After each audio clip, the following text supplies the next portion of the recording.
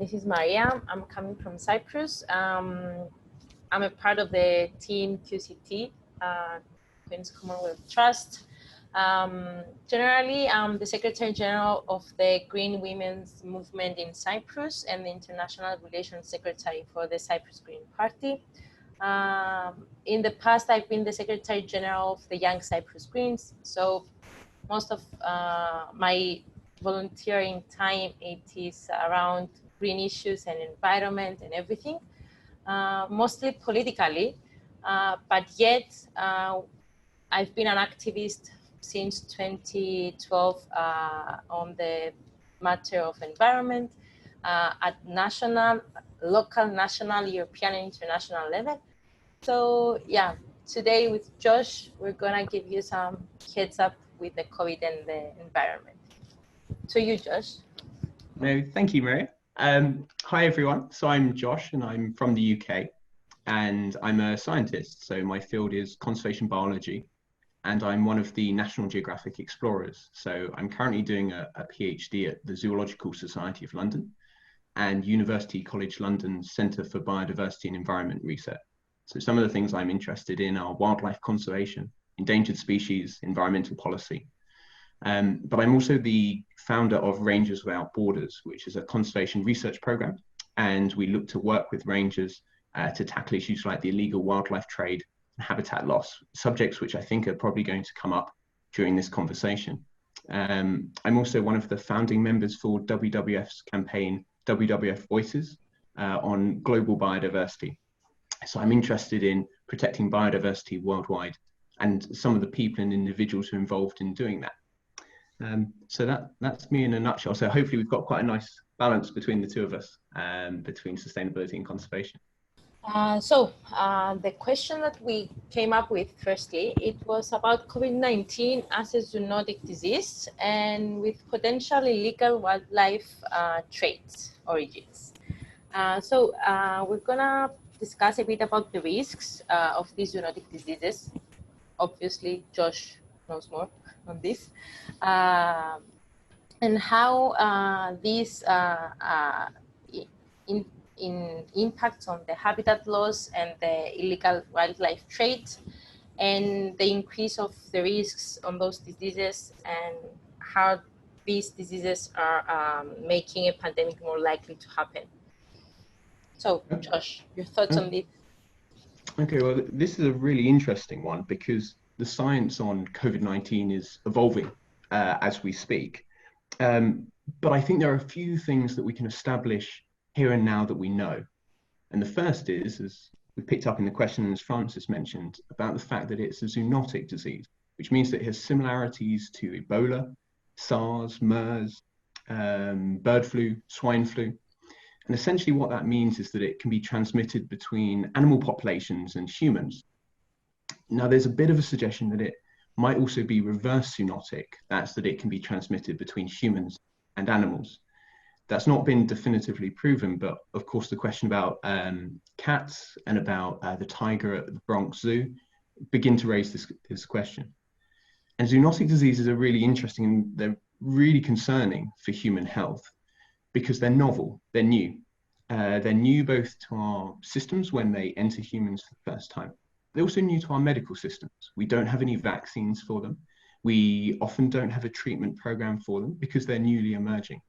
And so things like COVID-19, which is a virus which can jump between species as it mutates, it means that essentially your healthcare system is having to play catch up and working out what you're dealing with at the time. And of course, the lifestyles that we live and increasingly the way that the world operates in terms of international trade and travel make any of these zoonotic diseases much, much higher risk in terms of transforming that into a global impact and a global pandemic. I think it's very telling that the last time there was a big pandemic was also a period of intense global movement with Spanish flu. Of course, it was during the First World War. So what else do we know about COVID-19? Well, with zoonotic diseases, you often will get a host species where the pathogen will originate, but you might have an intermediary species as well. And this is where the illegal wildlife trade, habitat loss, those sorts of issues might come into play. because we think, and I think we can say this with some certainty now, that bats are a potential origin species of COVID-19. But we don't know at the moment what the intermediary species is. There's been a lot of suggestions around this, but essentially we don't know at the moment. In terms of potentials, pangolins have been mentioned. And for those of you who don't know pangolins, it's a mammal, but it's a scaly mammal, so it's really unusual. It's the world's most trafficked animal. And the problem is that it's really hard to work out if it is pangolins, the intermediary species, because they're illegal to trade in China, which is the country where COVID-19 emerged. And then we also have to think about the geographical location where that transmission first happens to humans. And there's been a lot of focus on the Wuhan, South China seafood market. And despite its name, it actually is a wet market that trades livestock alongside exotic animals and alongside food products. And the problem with wet markets is that they're the perfect breeding ground for zoonotic disease, because essentially you've got different species, some domestic, some exotic, that are in close confines in a completely unnatural state. Like that would never occur outside in nature. And therefore it's this perfect breeding ground for diseases that can potentially jump between species and into humans. Now, a lot of the work that's come out since has suggested that that might not entirely be the exact geographical location, but certainly we are aware that wet markets are a real issue. And so I guess how I would sum this one up is that although the science is evolving and there are a lot of uncertainties here, there's a lot we've got to work out. I think what is clear, and scientists have been warning for quite a number of years now, is that zoonotic diseases pose a really big threat to human health. And the illegal wildlife trade, in terms of providing those exotic species for wet markets and the sites where they're traded, and habitat degradation and loss, whereby human communities are beginning to move into areas where they're interacting with species that we haven't historically done so, where those species are entering human habitated areas, where bushmeat might be a question. They both make these much more likely. In fact, they're considered so serious to human health and biosecurity that just this morning, one of the Commonwealth countries, Australia, called on the G20 to look at really clamping down on wet markets going forwards. And that's a real sign of how serious this is. Indeed, and apart from Asia, I was reading, because of the preparation for this webinar, I was reading that also some countries from Africa has the same issue with open food markets. So I believe that it's not a matter of Asian countries on the wet markets, but also independently, that the open food markets around the world has this issue, and we have to prevent this, at least not from happening again, and of course to be more prepared for the future. Yes, and absolutely. And I think if we're thinking about going on from this and what action we can take to prevent this emerging again, one of the things that is going to be immediately obvious is that we have to tackle the illegal wildlife trade worldwide. And a lot of the talk has been about China, and it probably is the world's largest market for the illegal wildlife trade. But thinking about the Commonwealth, each and every Commonwealth country from all continents that the Commonwealth is present on have a part to play in stopping this quite heinous crime, which robs countries of their natural heritage, because different countries play roles both as sources, market, transfer sites for the illegal wildlife trade.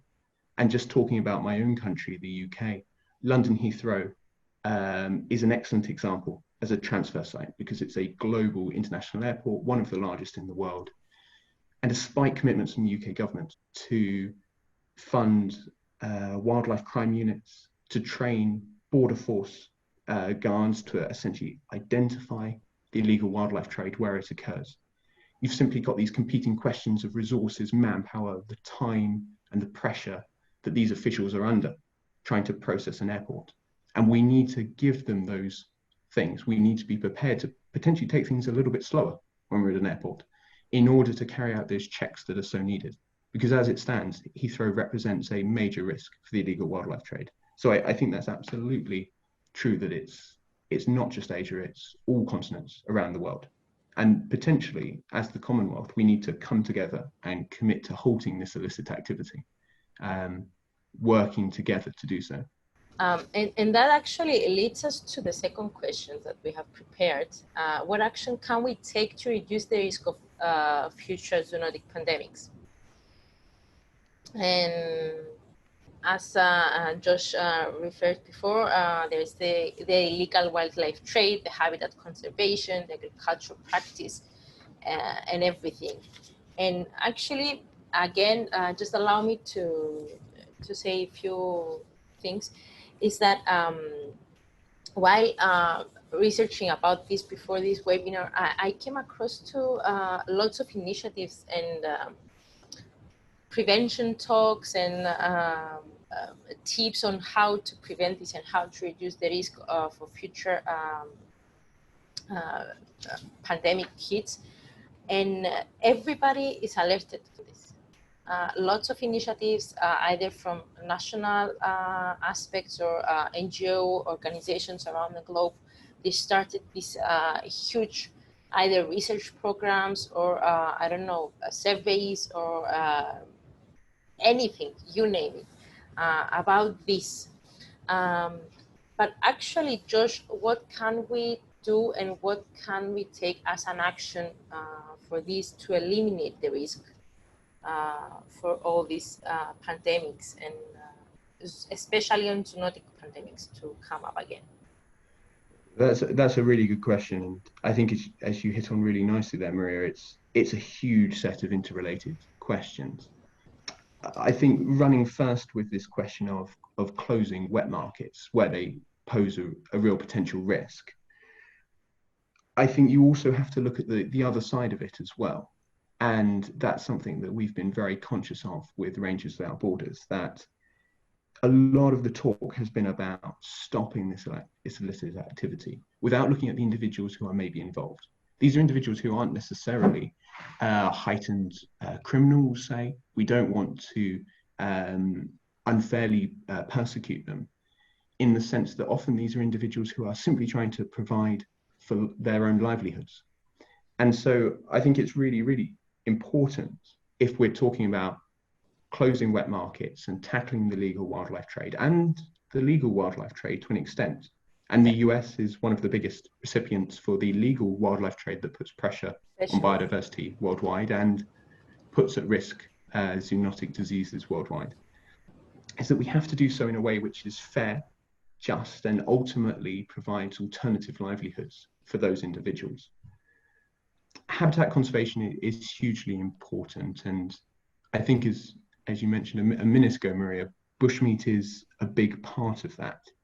So it's about having protected areas, but also making sure that they are enforced fairly and justly, and encouraging local communities to move away from bushmeat consumption, which is a particular risk. And we've mentioned about bats in particular, bats also being a key species in the Ebola story, bats also being a key species in the MERS story, interestingly. So camels are potentially the intermediary species, bats are maybe the origin species. Yeah. And it's about the biology of bats and the way that bats live in these large communal groups with multiple species. It's this perfect breeding ground for zoonotic diseases. So getting this message across about the risks of bushmeat when it involves bats, and actually across the board, is hugely important and is something for young leaders around the Commonwealth to take up, and indeed other countries around the world. Definitely. Josh, can I jump in? We've got of course, questions from the people in the audience before we kind of move on to the environment side. The time is just running away with us. So Mrs. asks, just for clarity, does IWT include things like can hunting? I don't know what can hunting is. Mrs. do you want to come online and explain your question a little bit more? Hello. Can hunting, I don't know if it's the official term, but there's places around the world where people can hunt wild animals. It's almost like they keep them in something that looks similar to a national park or whatever, and that it simulates the wild, and then people pay to go hunt the animals. I remember a while ago in South Africa, it was a big issue here with one of like our rugby stars, like having pictures where he took pictures with animals that he'd hunted. So I want to know if those are some of the issues that are part of illegal wildlife trading. It's a really Okay. interesting part of the story. There are actually two things going on here. So one is trophy hunting, which you explained so perfectly there. And then canned hunting is almost like an extreme form of that, is probably the best way to think of it. So it's not even an area which looks like a reserve. It's a very small enclosed area where essentially it's a pay to shoot situation, and you're not going to miss. Trophy hunting, it's a potentially very large area, and there it is more comparable to the Scotland situation. So it's a really good point, and it's an issue we're very interested in with Rangers Without Borders. A lot of organisations are very interested in. It is closely linked to the illegal wildlife trade, but it's not an inherent part of it. It is a legal activity which countries regulate. People have different views on its merits or its moral values. There is an element of the wildlife trade to it, in that lion bone from canned and trophy hunting, including in South Africa and some neighbouring countries and Commonwealth members, have been found to be being shipped to East Asia as a substitute for tiger bone. It's an ongoing area of research that Oxford University is looking into at the moment. There's no clear indication as to whether this is legal or illegal at the moment.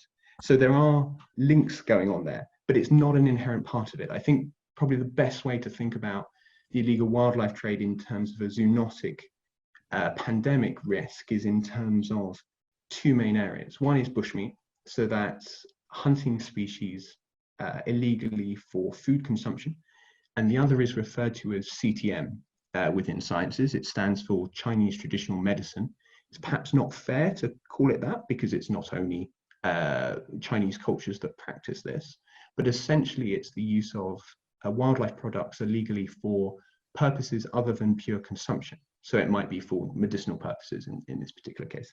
So I think those are the two main areas that we're really thinking about. But there are going to be other factors that are coming to play, and that's certainly a really closely related one. Yeah. So the Good next question. it was a really good question, is from Noria, and she says, does this give threat on domestic and companion animals? What precautions can be taken in such animals and animal products? So I presume in this instance it's COVID-19, and we've talked about house cats and that kind of thing. I guess it also means livestock and how we interact with those animal products. Is that right, Noria? Yes, that's right. Yeah. Cool. No, this is really interesting. We don't really know at the moment. As we say, cats is the first one which seems to be a bit of work being done on it, and it's literally just a couple of high-profile cases that have really kind of come to attention, and people love their cats. This does link, though, to another big element of how we can prevent future pandemics when we're talking about domestic animals. So far the talk has been about wildlife. Domestic animals pose potentially an even greater risk, but the risk is slightly different. It's not a risk of zoonotic diseases, because domestic livestock for most of the world have their health needs taken care of by specialist vets. And so you quickly get things which could be zoonotic identified. There are obviously some issues and cases where that's not the case, and avian flu or bird flu and swine flu are two of the cases where that's the case. But where it is important in terms of domestic livestock, and where it is an even bigger threat, is in terms of antibacterial resistance, or antibiotic resistance rather. And this isn't directly zoonotic, but it shows the interplay between human health and animal health. And in large part, that's the use of antibiotics on livestock, which is practiced across industrial farming systems. And as you all know, antibiotic resistance is a huge issue for the medical world. It's something we're incredibly concerned about, because it means that even things that we currently consider treatable could have the impact of COVID-19 and pandemics. If you think about, say, the common cold having that sort of level of impact because we don't have antibiotics to treat it. And the big issue there is the use of antibiotics, and it's not just on humans, unfortunately. We use far more antibiotics on livestock worldwide than we do on humans. And so that's a separate but inherently related issue. And so yes, there is a big question about domestic and companion animals, but it's specifically in terms of the generation of new human health risks, rather than at the moment any risk to those domestic animals or those companion animals. And hopefully that stays the case, and hopefully there isn't a risk to them in the future, but we'll certainly keep an eye on it. So we have, before we go back onto the chat, onto the questions coming in, I think I'd like to go over to Maria, because we had two more of our kind of planned questions. The third question that we have prepared for the webinar was about the possibility of COVID-19 having a lasting impact on the environment. So unfortunately, it won't have. Of course, everybody is happy. We have seen pictures of the clean air.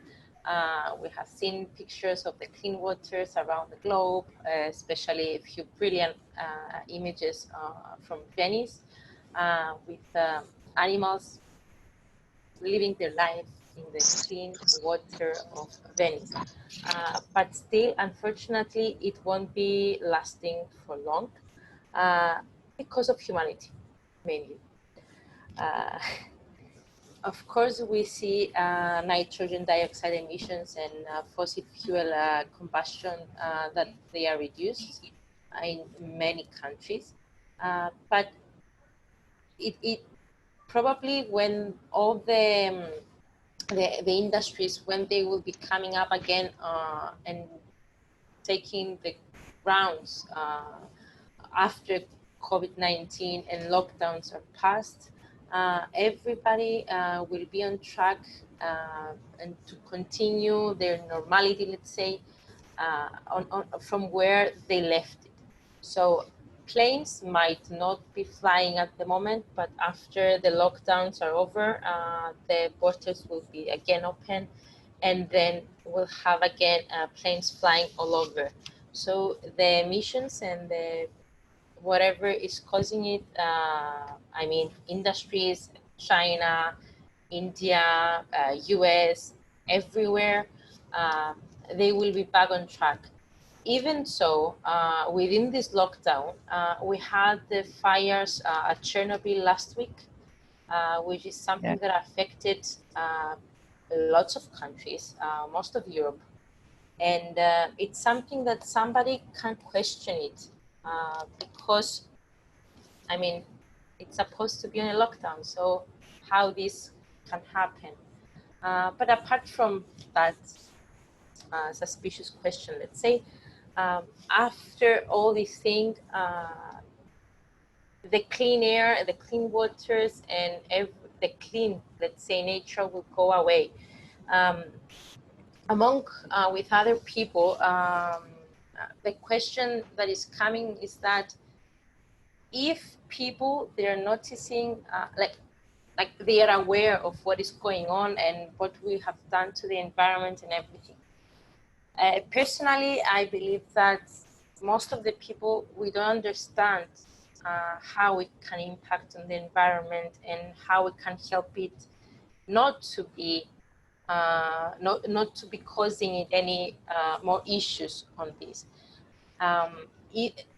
Most of the times, the simplest thing that everybody thinks is about single-use plastics or single-use gloves that we use for the time being, for the pandemic, the single-use masks that most of the people use at the moment. And I don't know for you people, but most of those items, they have been thrown on the ground after they use. So we are not really helping it. So even if the transportation industry makes everything better. By not flying so frequently, all the industries in general take all the precautions that they can to filter their airs, filter their emissions, and stop using fossil fuels and start using renewable energy. It is something, but we have to be educated, informed, and push our politicians and governments to push for this and start working on them and implement the deals, either new or old ones, to be in practice and to be implemented for everybody, not just for the elite. Yeah. Environment, it concerns everybody. It does. So we've got a really interesting kind of comment coming from Busizwe, and she said capitals, no lasting impact. I think I'm going to hand over to Maria, but I think there will be impact in terms of people are more aware. It might be brought up, but I wonder how long it will last if there's a new disaster or there's a new thing that happens and we're suddenly less interested in that again. Maria. Exactly. You are completely right. Again, on a personal perspective, you are completely right, Francis. Because actually, this is how it works. And from what we have said before, this pandemic came and hit us. Nobody could really prevent to start the research for the antibiotics, the vaccines, and everything, to not to take that long to figure it out.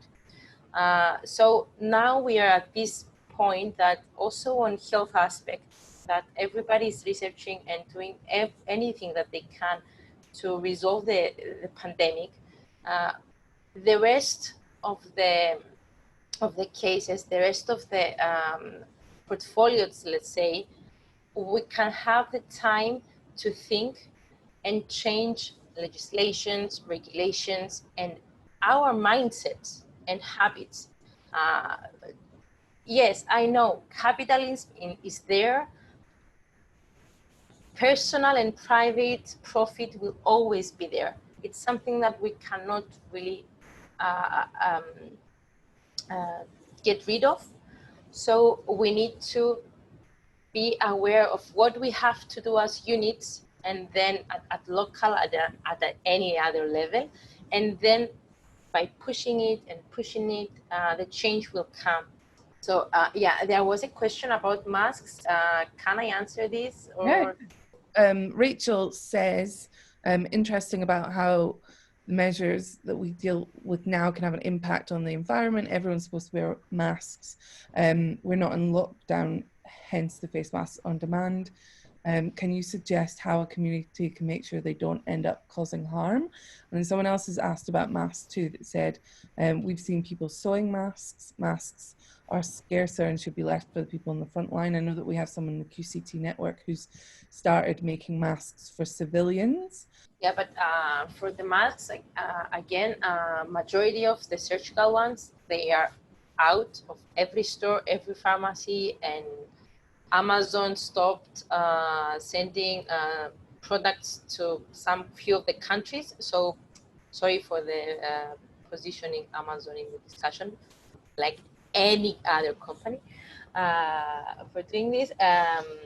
So if it is difficult to really get the masks and everything, yeah, indeed, lots of initiatives, they've started creating their own, and it's up to any one of us to really understand that it is a matter of also personal hygiene, and to be also protecting ourselves, but also the others. So even in small communities, start educating the people, and those who don't really need to be out, especially in countries which are not under lockdown. If they don't have to be out, don't let them get out. Like, start small campaigns at your local communities to please people not to go out. We had the same issues at the beginning of the lockdown here in Cyprus, where in few villages, old people mostly, they didn't understood the necessity of staying in. We tried, we pushed them in a verbal way, let's say, to stay in, and we told them like it is for your own good to stay in. It's not harming to stay inside for a couple of days and then weeks, because this is something, it's the least you can do to prevent the spreading. So it's, for us, might be common sense, but for others, it is not. I want to just quickly bring Barca in. She is both an environment campaigner, but also a diplomat that's worked all over the world. And I think we'll have say maybe some inside scoop of what the kind of reaction is. And after that, we'll go to Kisa. For me, what's really interesting is that a lot of the guidelines, a lot of the concerns that are applicable in Europe and the US are not applicable on the ground here. There's no lockdown here whatsoever, because it's the community is, there's a kind of political tension already, and any kind of policy, any kind of measure that's being applied also has a political element, and some bearing on human rights and democracy and governance. So it's very hard to tell people that you cannot go to work when people are living by the hour. So in terms of procurement so far, the religious bodies, religious institutions here have been instrumental in trying to get people to consider hygiene and that kind of element. But on at least on this side of Eastern Africa, the conversations around COVID is also very, very linked with the food chain. I'm sure you've heard that in Kenya, in Djibouti, in a lot of countries around here, there's a massive problem with locusts, which is really impacting crops.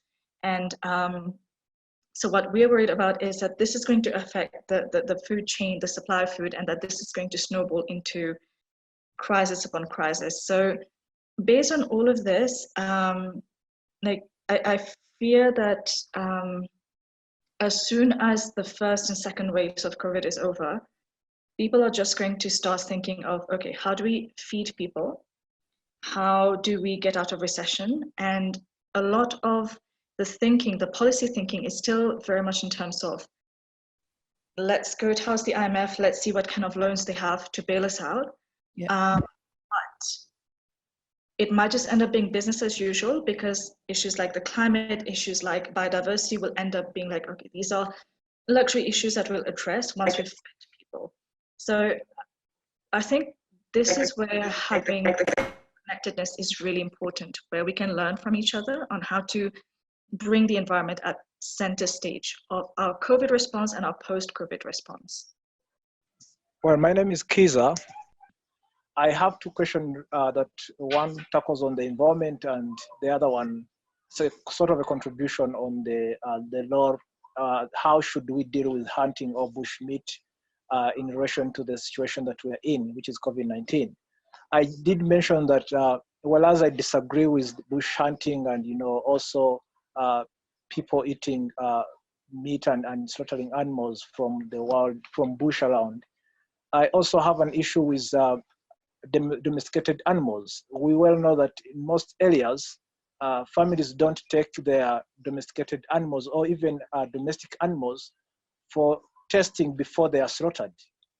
So that one also has resulted in some instances in slaughtering animals that are already poisonous, that are already sick, and they do contaminate the meal that is shared in different families.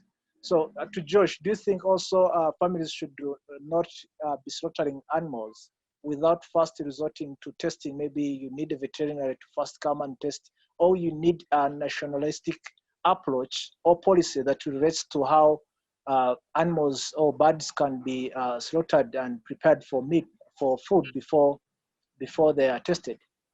Then in relation to environment, I definitely agree that right now is the best moment we are in for the environment. We've all seen that the skies have been clearer to areas where we've already seen smog and you know, pollution, like in India, like in Singapore. and we've seen skies are more clear and the air is more fresh. And we've also seen that the prices of oil has risen up because people are not driving, they're staying home, which is so good for the environment and for, for all these fossil gases that we generate in the atmosphere. But also I'm concerned that the impact of COVID-19 that is going to have on the environment is in relation to the projects that were already in the pipeline, projects that were already ongoing, projects that relate to planting more trees, projects that relate to manufacturing more renewable energy sources, like wind turbines. Like we can mention so many projects that were already going on that relates to cutting down the emissions that we shall be accumulating when people do resume work or when people start driving, and we need perhaps more cleaner cars that don't rely on gas and fuel to move around. So that's my worry. Do you think we should all be concerned with this, or it's perhaps it's for the better good that we have this COVID-19 in relation to only environment, that now the environment we're doing much better? Kisa.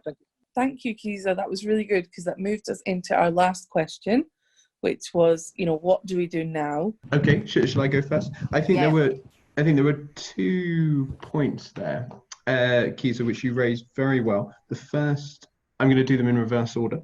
So first, the testing of domestic animals. I completely agree that it's important, but I think the major issue here for the vast majority of the world, and actually the vast majority of the Commonwealth as well, is the cost of doing so. And so I think we need to think much more broadly here in terms of whether some veterinary services are able to provide this pro bono. Occasionally, in some countries, this might be possible, or whether government support for these programs. I think in the long term, it could lead to savings for government, obviously, if you can prevent healthcare issues coming up down the line, and particularly something of this scale. But obviously, it does require widespread support because there is a cost that comes with it. In terms of the hunting of bushmeat, that's a really interesting one, because when we're thinking about the impact of COVID-19 on wildlife, that's one that we're really concerned about, because the loss of income and potential urban-rural migration means that bushmeat hunting might actually go up. And that's something that we've seen before and we've had experience of before, whether that's legal or illegal, and it's likely to be unsustainable. So it is an incredibly important subject, but I think I would go back to my point earlier about there has to be an approach which tackles bushmeat as an issue in a just framework. And going in very heavy-handedly is unlikely to build community support. There's been a tremendous amount of effective conservation programs around bushmeat in the world, but there's also been some which have failed disastrously because they've been overly heavy-handed, or because they've made criminals of individuals who are simply trying to feed their families. And I think this is potentially one of the biggest issues for wildlife coming out of COVID. And it's one that we'll need to see going forwards. Obviously, government support for those who do fall on hard times is incredibly important to prevent this being the case. Maria, I think over to you for the second question there. Generally speaking, for a more sustainable and more impactful and meaningful response to any pandemics that may come in the future, I believe is to, apart from the philosophical quotes that we constantly using, like be cautious of the way you're living, be cautious about how you spend and what you're buying and what you're eating. Of course, this has their matters. After all, as Josh explained very well before, but also it is times when the quote of think global and act local comes in action and comes handy. What I mean by that, support your local farmers, support your local industry on clothes, used items, at least the ones you can, or items that can be reused. It is very important. And then by small actions, you can create a chain of effects to make great changes. And apart from that, because I don't want just to be philosophical and, you know, have these very nice words out there, it's a matter of actually pushing and demanding for either taking legal measures for the legal wildlife trade, as we said before, and also to improve animal welfare. And this is how we can prevent and take action for also domestic and companion animals, that there was a question from somebody before. Support the conservation, reduce all these public health issues and risks that may come in the way, support a well-regulated, sustainable and cruelty-free trade in wildlife, but all the animals around that they're being traded after all. And also try to limit the destruction of natural ecosystems. This is by all means mean agriculture, mining, infrastructure and development, and urbanization. I mean, lots of areas around the globe they are facing these issues constantly. Urban areas that they are being destroyed. We have seen this last summer in the fires in the Amazon, but at the same time, fires were happening in Africa and nobody was paying attention to that. Yeah. So we have to be aware that, and especially through our bonds as Commonwealth countries, we have to understand that we can use these bonds and ask for help and knowledge from people that either they have lived it before or probably they know how. More brains and more hands. They're being more creative than just one mind and one pair of hands.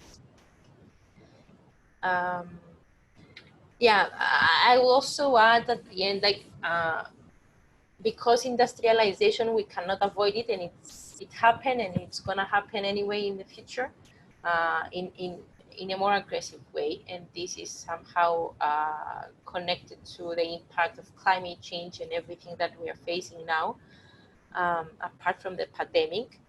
So we have to find ways for better management for the industrial agriculture and industrial farming and everything. If we try and create this utopia, let's say, that everybody is thinking around these kind of issues and name the cause and have them out there and being aware of what is going around, I am very positive that we can manage to have a better planet and better world in general. I maybe just want to make 3 little thoughts, or kind of sum it up there. There's a few questions that come in, which I think I can try and wrap up in thoughts on sustainable living post-COVID-19. And then I might hand over to Maria for her final thoughts. But I'm very happy to stay on for half an hour if anyone has any questions afterwards. Brilliant. And so I guess a few of the questions that have come up have been on, has air and water quality improved? Does it address global warming? And this is obviously linked to the sustainable living post-COVID-19. And Maria's going to be able to sum this up much better than me. But essentially, from my understanding of some of the data, as she said, nitrogen oxide levels have decreased. These can be used as a proxy for carbon dioxide. The long-term impact is likely to be limited, as she's already suggested. But I think what we can do is we can draw 3 conclusions of how we can move forwards on the basis of that. The first is we can all support one of our fellow Commonwealth countries, Australia, in their efforts to close wet markets for wildlife worldwide and tackle the illegal wildlife trade. And I think that's also going to have huge benefits for human health, and particularly in terms of future zoonotic pandemics potentially. Second is to support wildlife conservation, and when things return to some larger degree of normality, to support reputable sources and local communities involved in conservation. Because of course there's been a movement towards tourism underpinning funding for conservation, and that's now gone. And that will be really important to protecting habitat and some of the world's rarest species. And finally, it's to put pressure on our leaders to suggest that we are happy with different approaches going forwards to sustainable development and growth. And this links into the question that I just mentioned at the start about air quality and water quality. While the long-term impact might be limited, what I would say is that the improvement in each of those levels, particularly in terms of air quality, but in terms of water pollution, I'm thinking mainly noise pollution there, actually, in terms of boats, they can show what can be done if we act together on an issue. And I think for living in a more sustainable planet post-COVID-19, both for wildlife and conservation and for the climate, that's hugely important. And I'm now going to hand over to Maria so that she can wrap up with some thoughts on that question as well. Thanks, Josh. Again, thank you, the Queen's Commonwealth Trust and Francis, for having us and taking the ideas from the previous webinar and actually putting it into action. And yeah, just to a small comment actually on the question, and then we can close the recording and go back to answering anything or chat for anything else. Indeed, as we've said before, there is impact on the environment at the current state during the pandemic. It will last a bit after everything goes back to normal, in quotes, but it won't be lasting for long. So I believe that the situation after, like, let's say this time next year, it will be anyway in our hands to actually act, apart from the 2 points out of 3 that Josh referred as his closing remarks, especially on the third one, to put political pressure into political parties, governments, negotiators, and everybody who is negotiating and taking decisions for every one of us, everyone and each one of us, to push them and let them understand and let them know that we want this for everybody, and it is not a matter of one unit, it's a matter of everybody, and that all the world wants to see this happening. Thank you so much, everybody. Well done, well done.